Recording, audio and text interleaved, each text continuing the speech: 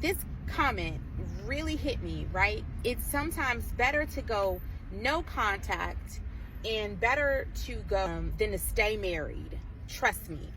When I say I was not expecting to be able to go no contact, I was not ever thinking that going no contact was something that I should do or could do. It's not something I ever wanted to do. But increasingly, as time went on from our separation and our divorce actually, and just the time apart, my ex-husband moved out of the state, which kind of became this thing that was like every time he came into town, it felt like it was supposed to be this little holiday, right? But he would do these weird things like not come see our daughter. Now, mind you, all three of his children live in the state, and my daughter being his middle child, and he has a younger daughter with another woman, and he has an older son that I helped raise, whose mother has since passed away. The problem I have is that we had to go no contact because my ex-husband had gotten increasingly violent, had gotten increasingly disrespectful, and had just gotten increasingly unhinged, right? His narcissism had through the roof. And honestly, I said, again, I assumed that I never wanted to go no contact because I knew what it felt like to not have my dad every season of my life. And there were times where I just wished I'd had my father a little more.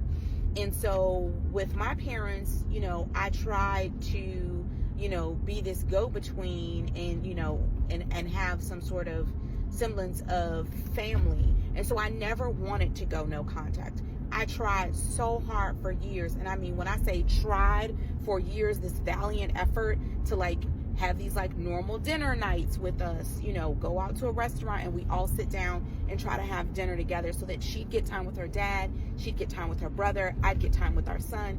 And, so it was this opportunity for us to kind of coexist. That never worked. It was so hard. It worked only as long as I was willing to acquiesce and do things his way. And when I got to the point where I could no longer do that and needed a little bit of autonomy, I was to the point that I was so glad that he had moved out of state. I was so glad about it, but I knew at the same token, our daughter was crushed. Our daughter needed him. Our daughter wanted him around. She was a daddy's girl. And so what was difficult, me not being a daddy's girl, for me to kind of understand and reconcile the narrative that was happening around this time apart or him being gone.